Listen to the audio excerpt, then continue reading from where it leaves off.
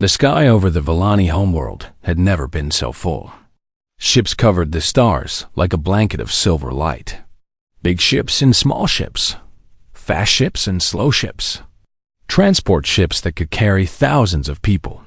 Medical ships with equipment to help the sick and elderly. Supply ships loaded with food and water and everything a refugee might need. And at the front of them all, the starship Unity, the pride of the Earth Defense Fleet. Admiral Una stood on the bridge, looking down at the planet below. It was a beautiful world, covered in blue oceans and green forests. In 6 months, it would be gone. In 6 months, the dying star would destroy everything, but the people would survive. Una would make sure of that. Open a channel to the surface, she said. The communication officer nodded. Channel open, Admiral. Una took a deep breath. She thought about her grandmother, who had survived the dark years on Earth. She thought about the stories she had been told as a child. She thought about what it meant to be human. People of Vellani, she said. Her voice was broadcast across the entire planet. This is Admiral Una of the Earth Defense Fleet. 80 years ago, when our world was dying, you helped us. When the galaxy abandoned us, you stood with us. You sent us medicine when we were sick. You sent us seeds when we were hungry. You sent us hope when we had none. She paused. The bridge was silent. Everyone was listening. Now your world is dying, and the galaxy has abandoned you, just as they abandoned us. But we have not forgotten. We will never forget. Today, we have come to repay our debt. She raised her hand and pointed at the fleet behind her. 5,000 ships, 10 million volunteers. Enough room for every Vellani citizen. Enough food for years. Enough medicine for everyone. We have come to take you home. Not to your home. To our home. To Earth. On the surface, the people were listening. They were standing in the streets, in the parks, in their homes. They were looking up at the sky, at the thousands of ships that had come from nowhere. They were crying. They were laughing. They were holding each other. Elder Nari was standing in the council chamber, watching the broadcast with tears running down her face. Beside her, her grandson Minho was staring at the screen with his mouth open. They came, Minho whispered. They actually came, Nari nodded. She could not speak. Her heart was too full. The evacuation began immediately. Human shuttles descended from the sky like rain. They landed in every city, every town, every village. Human volunteers poured out, ready to help. Do not bring anything you do not need, they said. We have everything on the ships. Just bring yourselves. Bring your families. Bring your neighbors. We will take care of the rest. The Vellani were shocked. They had expected to die. They had accepted their fate. And now, suddenly, they had a future. Some of them were afraid. They did not know what life on Earth would be like. They did not know if they would be welcome. But the human volunteers smiled and took their hands. Do not be afraid, they said. You are family. You saved us. Now we are saving you. That is how it works. That is what friendship means. Admiral Una walked through the streets of the Vellani capital. She wanted to see the evacuation herself. She wanted to make sure everything was going smoothly. Everywhere she looked, she saw humans and Vellani working together. Human soldiers carrying elderly Vellani onto shuttles. Human doctors treating sick Vellani children. Human pilots loading boxes of Vellani art and books and history. Nothing would be lost. Everything would be saved. She came to a small house at the edge of the city. An old Vellani woman was sitting outside, watching the chaos with quiet eyes. Una recognized her immediately. Elder Nari, she said, bowing low. It is an honor to meet you. Nari looked up at her. Her eyes were wet with tears. You are the Admiral. You are the one who organized all this. Una nodded. My grandfather was Suho. He told me about you. He told me about the promise his grandfather made. Taiho's promise. Nari laughed softly. It was a weak laugh, but there was joy in it. Taiho, I remember him. He was so young, so full of hope. She reached into her pocket and pulled out the medal. The medal of eternal friendship. She held it up so Yuna could see. I have kept this for 20 years, she said. I looked at it every day, and every day I remembered the promise. Every day, I hoped that one day it would be kept. Yuna knelt beside her. The promise is being kept, Elder. Right now, today. Every Vallani will be saved. Every single one. Nari reached out and touched Yuna's face. Her hand was small and gentle. Thank you, she whispered. Thank you for remembering. Thank you for coming. Yuna took her hand. Thank you for saving us. Without you, there would be no humans left to come. The evacuation took 4 months. 4 months of constant work. 4 months of shuttles going up and down. 4 months of ships filling up with refugees. 4 months of humans and Vallani learning to live together. But finally, it was done. Every Vallani citizen had been evacuated. 2 billion people saved from death. The last ship to leave was the Unity.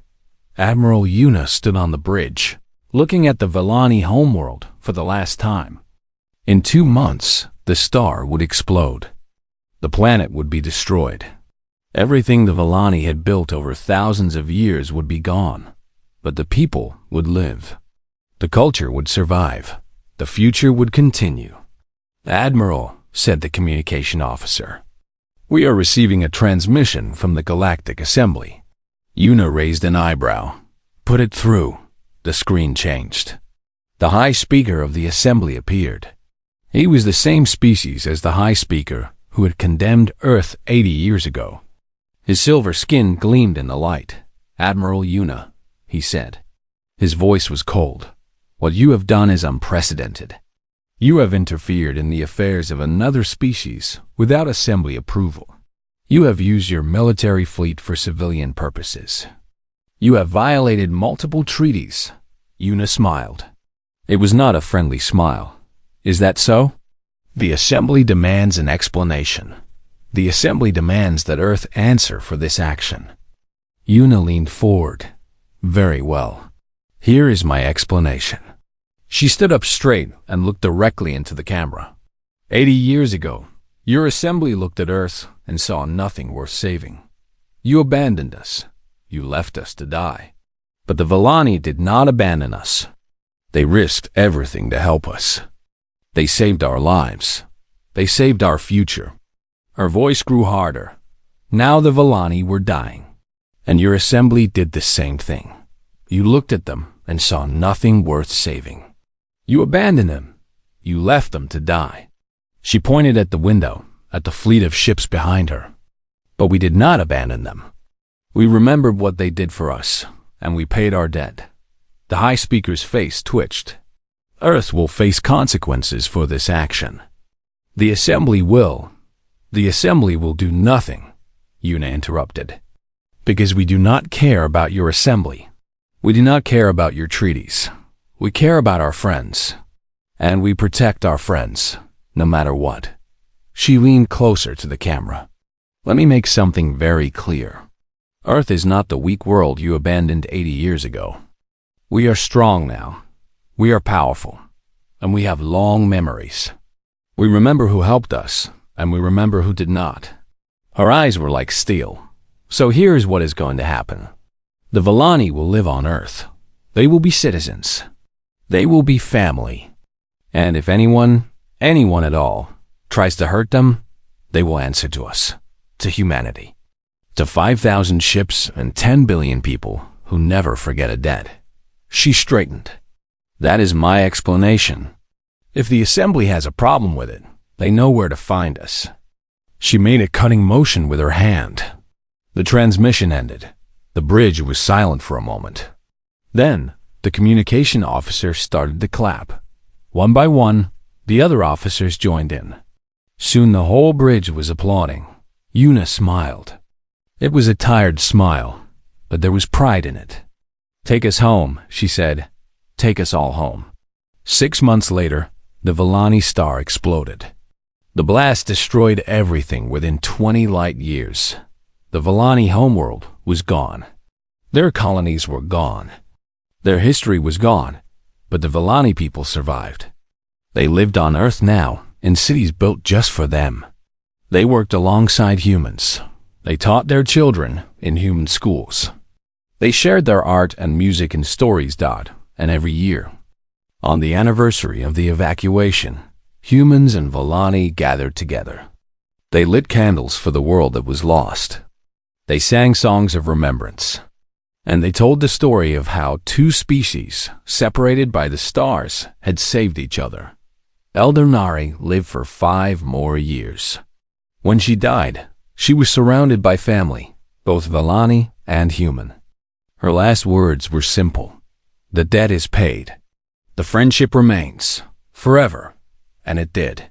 For as long as humans and Volani existed, they stood together.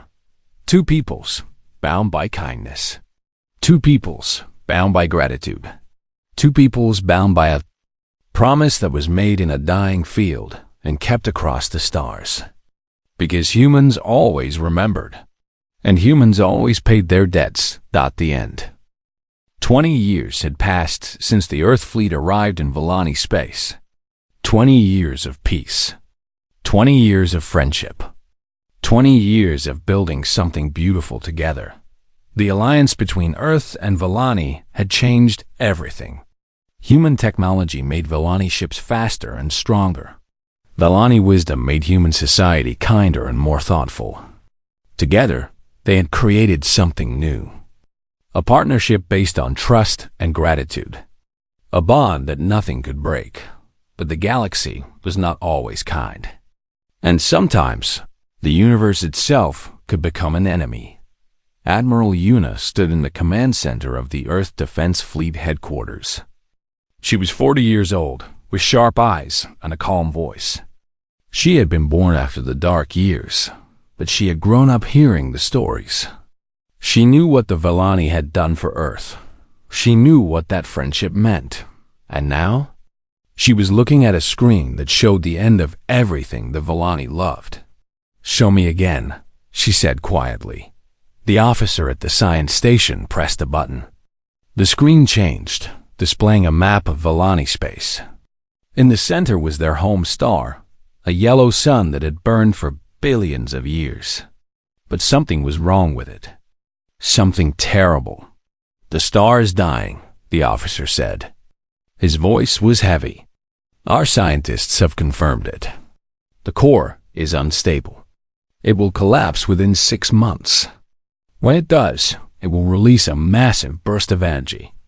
Everything within 20 light years will be destroyed." Yuna felt cold inside. 20 light years. That included the Volani homeworld. That included all their colonies. That included 2 billion people. How did this happen? She asked. "Natural process," the officer said. "Stars die. This one is dying faster than expected. No one could have predicted it." Yuna stared at the screen. The Volani homeworld was a small dot on the map, circling the dying star. She thought about Nari, who was now over 100 years old, but still alive. She thought about the children who played in Volani parks. She thought about the teachers and doctors and farmers and artists. 2 billion people, all facing death. Have the Volani contacted the Galactic Assembly? She asked. The officer nodded. "Yes, Admiral. They asked for help 3 weeks ago. They requested emergency evacuation support. Ships, supplies, anything the Assembly could provide." "And the response?" The officer's face twisted with anger. "The Assembly voted yesterday. The motion to help was rejected. The vote was almost the same as it was for Earth 80 years ago. The same species voted no. The same excuses were given. Cost too high. Volani too unimportant. Not worth the sacrifice." Yuna closed her eyes. She felt the anger rising inside her, but she pushed it down. Anger would not help. Anger would not save anyone. Contact Earth Command, she said. I need to speak with the president immediately. President Jisoo was in her office when the call came through. She was an older woman with gray hair and gentle eyes. But behind those gentle eyes was a will of iron. She had led Earth through 20 years of growth and prosperity. She had never forgotten where that prosperity came from. Admiral Yuna, she said, I have seen the reports. Tell me what we can do. Yuna took a deep breath. Madam President, the Vellani are facing extinction. Their star is dying. The Assembly has refused to help. They have 6 months. She paused. I believe we should help them. I believe we should evacuate every Vellani citizen from their space. President Jisoo was silent for a moment. Then she leaned forward. How many ships would we need? All of them, Yuna said. Every ship in the fleet. Every transport, every cargo vessel, every shuttle. We would need to mobilize the entire Earth space program. The cost? Enormous. It would set back our development by 10 years. Maybe more. President Jisoo nodded slowly. The Assembly said the same thing about us 80 years ago. They said the cost was too high. They said we were not worth it. She stood up and walked to her window. Outside, the sky was blue and clean. The trees were green. The air was fresh. Earth had healed. Earth had survived. Admiral Yuna, she said, I want you to listen carefully. What I am about to say is not a request. It is an order. Yuna straightened. Yes, Madam President. You will take the entire Earth fleet to Vellani space. You will evacuate every Vellani citizen. You will bring them here to Earth, where they will be safe. You will do whatever is necessary to save them. Her voice grew harder. And if the Assembly tries to stop you, if any species tries to interfere, you will make it very clear that Earth protects its friends. Is that understood? Yuna felt something warm spreading through her chest. Pride, gratitude, hope. Yes, Madam President. It is understood. The news spread quickly. Within hours, every human on Earth knew what was happening. They knew that the Vellani were in danger. They knew that the Assembly had abandoned them, just as they had abandoned Earth so long ago. And they knew what Earth was going to do about it. The response was overwhelming. Volunteers flooded the recruitment centers, asking to help with the evacuation. Factories switched to emergency production, building supplies for the refugees. Farmers prepared to grow extra food. Teachers prepared to welcome Vellani children into their schools. No one complained. No one said the cost was too high. No one said the Vellani were not worth it, because humans never forgot. And humans always paid their debts. On the Vellani homeworld, the people were preparing for death. They knew the star was dying. They knew help was not coming. The Assembly had made that clear. So they did what they could. They recorded their history. They saved their art and music. They wrote letters to future generations who might find their remains someday. Elder Nari sat in her small house, looking at the medal Suho had given her 20 years ago. It was heavy in her hands. She remembered the day he had come. She remembered his words. She remembered his promise. The promises could not stop stars from dying. Her grandson Minho sat beside her. He was young, only 15. He had grown up in a time of peace and friendship. He did not understand why the galaxy was letting them die. Grandmother, he said, why will no one help us? Nari did not know how to answer. She had spent her whole life believing in kindness. She had risked everything to help Earth. And now, when her own people needed help, the galaxy was silent. I do not know, she said softly. I do not understand. Minho looked at the medal in her hands. What about the humans? You helped them. Will they not help us? Nari shook her head. The humans have their own world to care for. They have worked hard to rebuild. We cannot expect them to sacrifice everything for us." But even as she said the words, she did not believe them. She remembered Taiho. She remembered Suho. She remembered the promise. Humans always paid their debts. A knock came at the door. Nari looked up, surprised. It was late. No one should be visiting at this hour. Minho went to the door and opened it. A Valani official was standing outside. Her face was pale. Her hands were shaking. "Elder Nari," she said, "you need to come to the council chamber. Something is happening." "What is happening?" The official's voice was barely a whisper. "Ships, thousands of ships. They are coming through the gate." Nari felt her heart stop. "What ships? Whose ships?" The official looked at her with wide eyes. "Earth ships, Elder. The humans are coming." 60 years had passed since the day the Galactic Assembly abandoned Earth. 60 years of struggle. 60 years of pain. 60 years of fighting against death itself. But the humans had survived. And now, they were ready to show the galaxy what they had become. Commander Suho stood on the bridge of the starship. Unity. It was the largest ship ever built by human hands.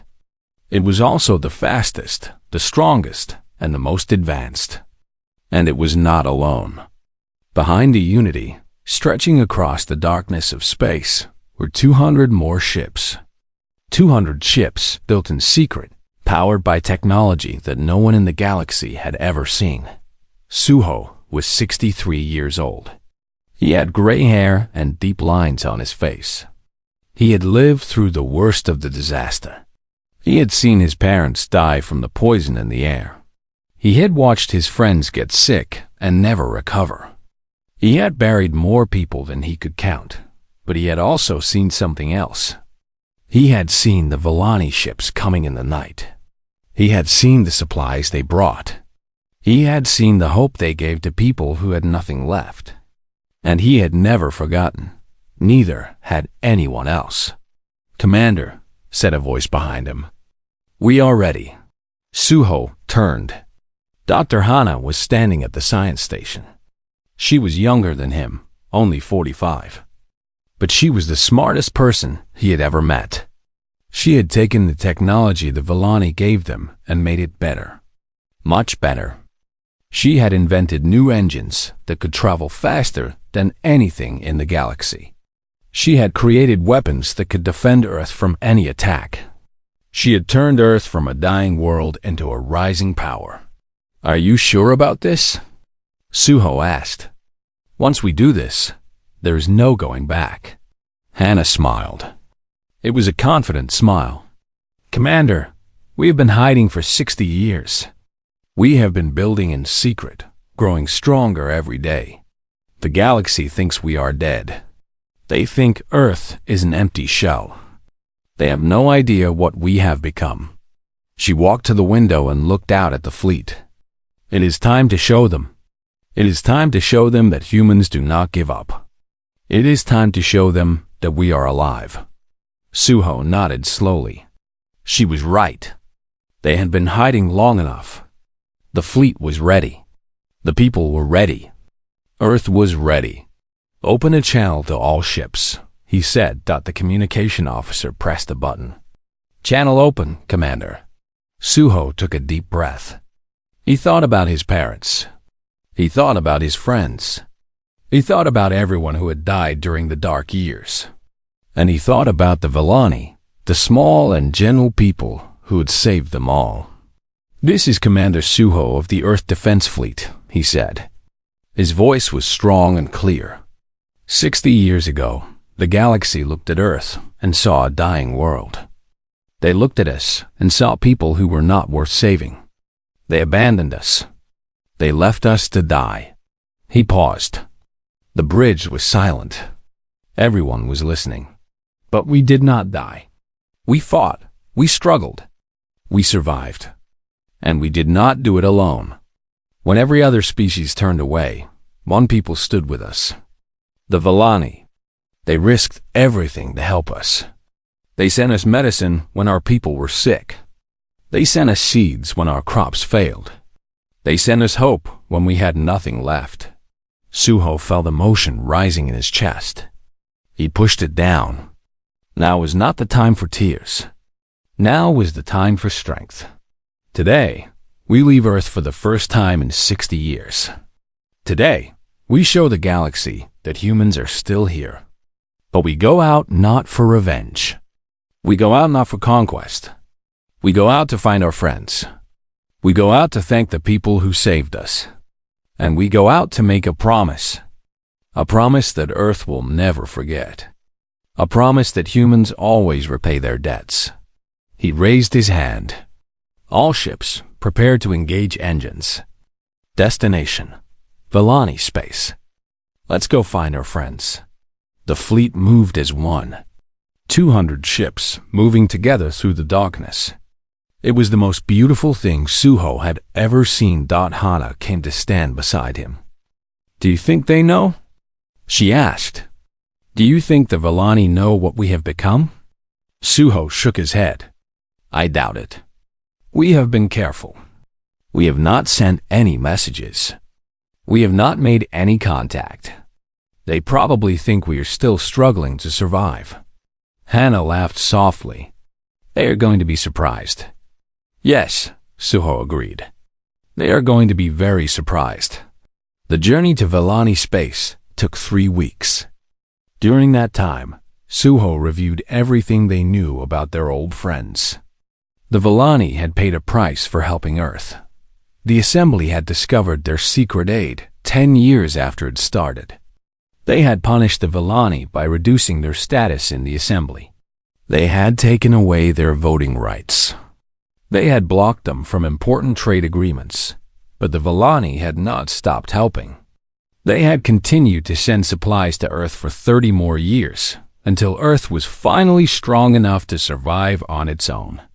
Elder Kira had died 15 years ago, but her legacy lived on. The Vellani people had never forgotten what she taught them. Kindness was stronger than fear. Compassion was stronger than politics. Now it was time for Earth to show the same strength. When the fleet arrived at the edge of Vellani space, they sent a simple message. It was broadcast on all frequencies for everyone to hear. "This is the Earth Defense Fleet. We have come to speak with the Vellani Council. We come in peace. We come as friends." The response came quickly. A small ship approached the fleet, moving slowly and carefully. It was painted with the Vellani colors, soft blue and silver. Suho ordered the Unity to stop and wait. A face appeared on the communication screen. It was a young Vellani with wide eyes and pale blue skin. He looked terrified. "Earth ships?" he said. His voice was shaking. "How is this possible?" Earth is alive," Suho said gently. "Earth survived, and we have come to thank you." The young Vellani did not seem to understand. He kept staring at the fleet, at the 200 ships that had appeared from nowhere. "Please," Suho said, "take us to your council. We have much to discuss." The Vellani council chamber was much smaller than the great hall of the assembly. It was simple and plain, with wooden benches and soft lighting. But to Suho, it was the most important room in the galaxy. The council members sat in a half circle, looking at Suho and Hana with amazement. They were all old survivors from the days when Kira led them. They remembered the secret missions. They remembered the risks they took. They remembered everything. Suho stood before them and bowed low. It was a sign of respect that humans reserve for the most honored people. "Council of Vellani," he said. "I am Commander Suho of the Earth Defense Fleet. I have come to deliver a message from the people of Earth." He straightened and looked at each council member in turn. 60 years ago, the galaxy abandoned us. They said we had no value. They said we were not worth saving. But you did not listen to them. You sent us help when no one else would. You saved our lives. You saved our future. His voice grew stronger. The people of Earth have never forgotten. We remember every ship that landed in our fields at night. We remember every box of medicine, every bag of seeds, every piece of technology. We remember the kindness of Elder Kira, who gave everything to help us. We remember the bravery of pilots like Nari, who risked their lives to bring us hope. At the mention of Nari's name, one of the council members gasped. She was an old Vellani woman, her skin faded with age. Tears were running down her face. "I am Nari," she whispered. "I am still alive." Suho felt his heart swell. He walked to her and knelt before her chair. "Then let me say this directly to you," he said. "Thank you. Thank you for everything. The people of Earth will never forget what you did for us." He reached into his pocket and pulled out a small object. It was a medal, made from metal found on Earth. On one side was the image of Earth. On the other side was the image of a Vellani ship. "This is for you," he said, placing it in her hands. "This is for all of you. The highest honor that Earth can give. The Medal of Eternal Friendship." Nari held the medal with trembling hands. She looked at Suho with tears in her eyes. "You came back," she said. "Taiho promised me. He promised me you would come back."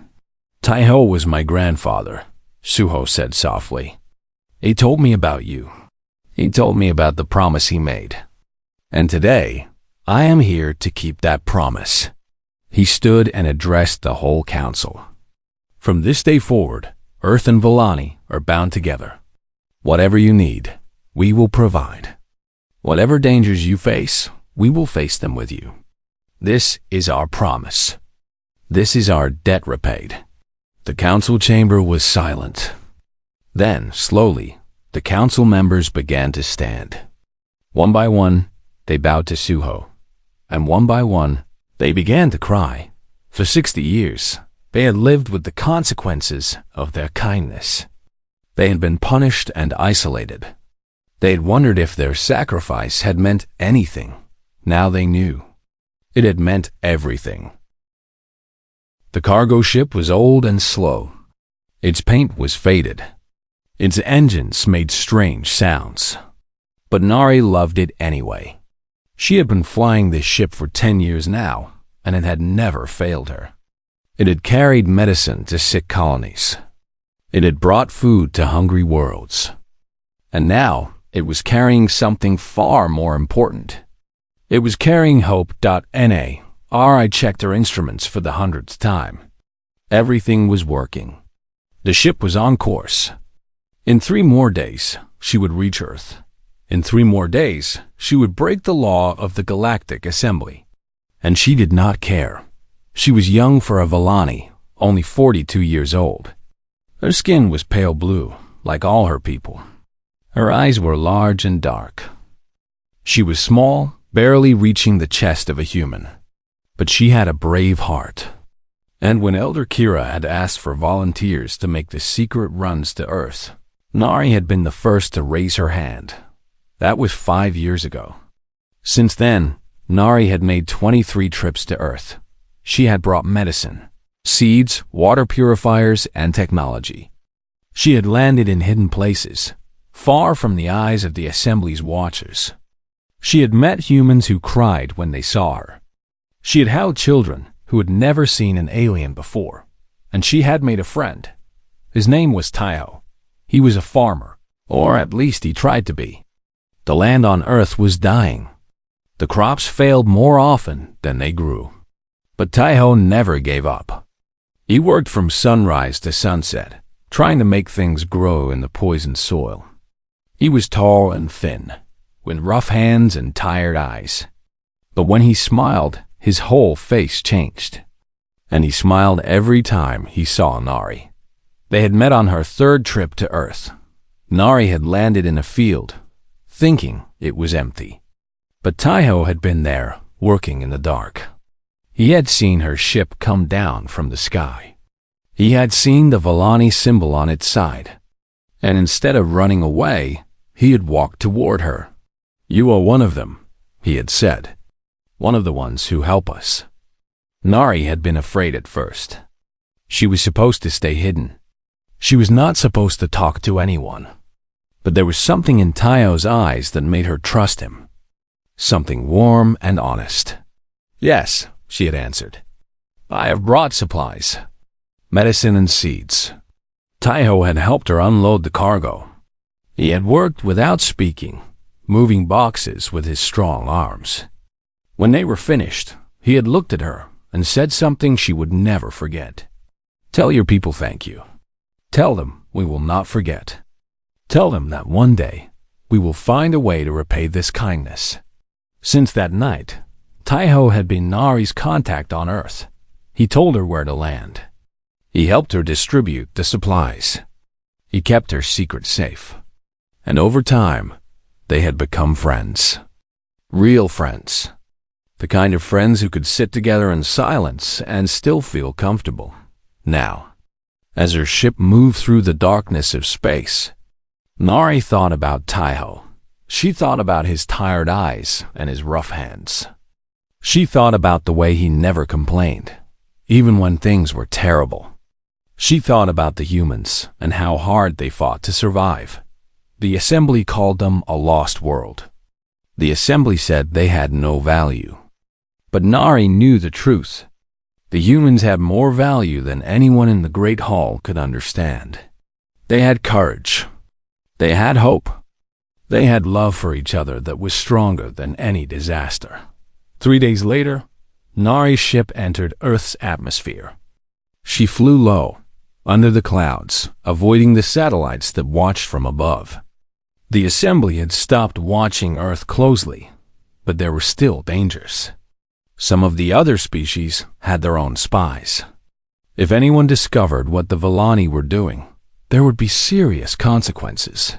She landed in the same field as always. It was night, and the sky was filled with smoke. The air smelled wrong, like chemicals and ash. But through the darkness, she saw a light. A single flashlight, waving back and forth. Taiho was waiting for her. She opened the cargo door and walked down the ramp. Taiho was standing there with 5 other humans. They all looked tired and hungry. But when they saw Nari, their faces filled with relief. "You came back," Taiho said. His voice was rough from the bad air. "We were not sure you would come back." Nari felt her heart hurt. "Of course, I came back. I will always come back." They worked quickly, unloading the supplies. There was more than usual this time. Elder Kira had sent extra medicine and a new kind of seed that could grow in poisoned soil. She had also sent something special, a device that could clean the air inside buildings. It was expensive technology, the kind that most Villani could not afford. But Kira had sold some of her own possessions to buy it. Taiho looked at the device with wide eyes. "This is too much," he said. "We cannot accept this." Nari shook her head. "You must accept it. Elder Kira wanted you to have it. She said that children should not have to breathe poison." Taiho was silent for a long moment. Then he did something unexpected. He knelt down so that his eyes were level with Nari's. He took her small hands in his large ones. "Listen to me," he said. His voice was serious. "What your people are doing for us, it is more than kindness. It is salvation.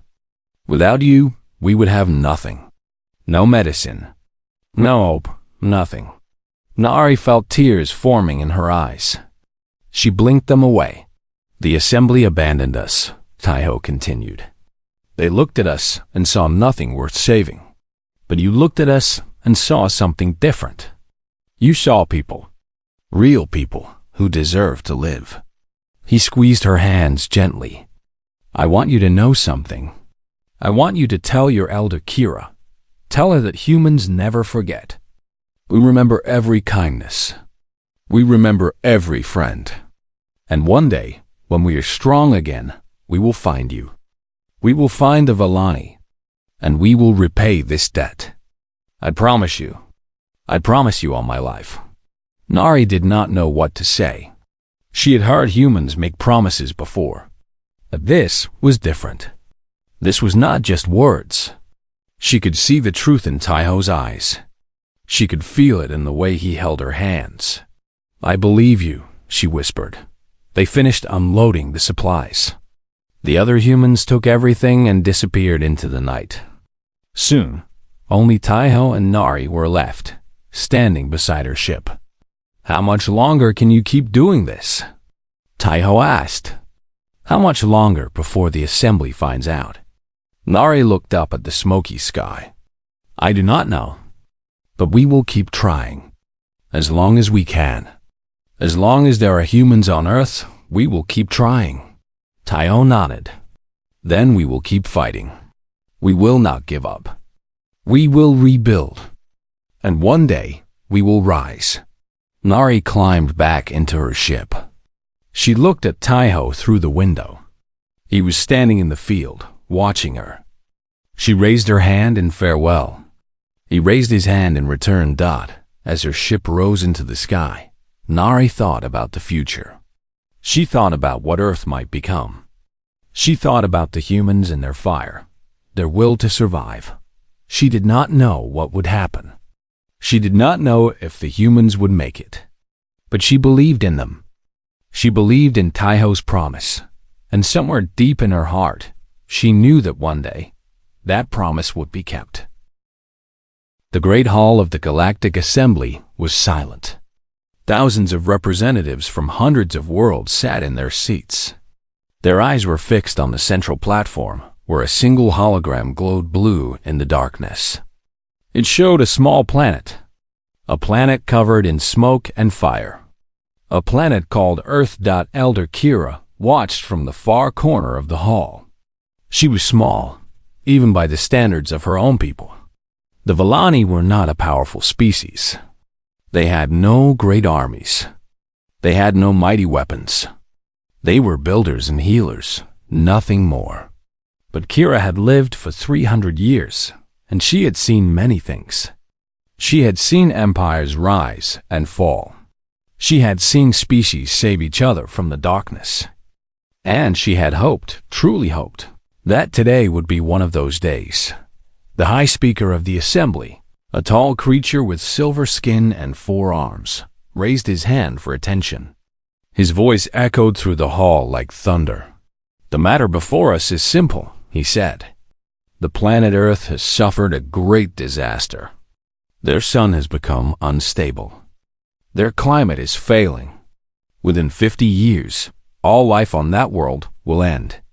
The humans have asked for our help." Kira leaned forward in her seat. Her heart was beating fast. She remembered the first time the Villani had met humans. It was 200 years ago. A small human ship had crashed on a Villani moon. The humans inside were injured and afraid. The Villani had helped them. They had healed their wounds. They had fixed their ship. And the humans had thanked them with tears in their eyes. Since that day, the Villani and the humans had been friends. Not close friends, for the distance between their worlds was great. But friends all the same. Kira had visited Earth once, long ago. She had walked through their cities. She had eaten their food. She had listened to their music. And she had seen something special in them. A fire that burned bright. A will to survive that was stronger than any she had ever known. Now that fire was dying. And Kira could not understand why no one wanted to help. The High Speaker continued. "We have received reports from our scientists. To save Earth, we would need to send ships, resources, and technology. The cost would be great. Many worlds would have to sacrifice their own comfort to help." A representative from the Korath Empire stood up. He was a large creature, covered in scales the color of blood. His voice was harsh and cold. "Why should we help them?" he asked. "The humans are young. They have only been in space for 300 years. They have given nothing to the Assembly.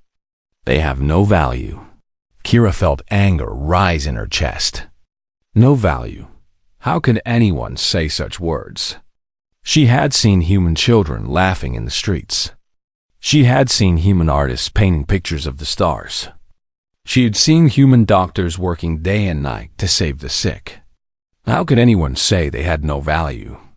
Another representative spoke. This one was from the Meridian Collective, a group of worlds known for their wealth. The cost is too high, she said. If we help Earth, we will have to reduce our own development projects. Our people will not accept this. One by one, the representatives spoke. And one by one, they said the same thing. The cost was too high. The humans were too young. Earth was too far away. There was always a reason. There was always an excuse. Finally, the High Speaker raised his hand again. We will now vote, he said. All those in favor of sending aid to Earth, please signal now. Kira pressed her button immediately. The light on her desk turned green. She looked around the hall, hoping to see other green lights. But there were so few. So terribly few. All those against sending aid to Earth, please signal now. The hall exploded with red light. Thousands and thousands of red lights stretching from one end of the great hall to the other. Kira felt sick. She wanted to scream. She wanted to stand up and demand that they change their minds. But she knew it would do no good. The vote is complete, the High Speaker said. His voice showed no emotion. The Assembly has decided. No aid will be sent to Earth. The planet is hereby classified as a lost world. All contact with humans is to be reduced. Resources must be preserved for species that contribute to the greater good. Lost world. The words hit Kira like a physical blow. She had heard those words before. They meant that Earth was being abandoned. They meant that 8 billion humans were being left to die. The representatives began to leave the hall. Some of them were talking and laughing, as if they had just decided something small and unimportant. Kira stayed in her seat. She could not move. She could not think. All she could do was stare at the hologram of Earth, still glowing blue in the center of the hall. A hand touched her shoulder. She looked up and saw Dory, her assistant. He was young, barely 60 years old. His face was filled with sadness. Elder Kira, he said softly, we should go. The ship is waiting. Kira shook her head. How can we leave? She asked. How can we just go home and pretend this did not happen? Dury did not answer. He had no answer to give. Kira stood up slowly.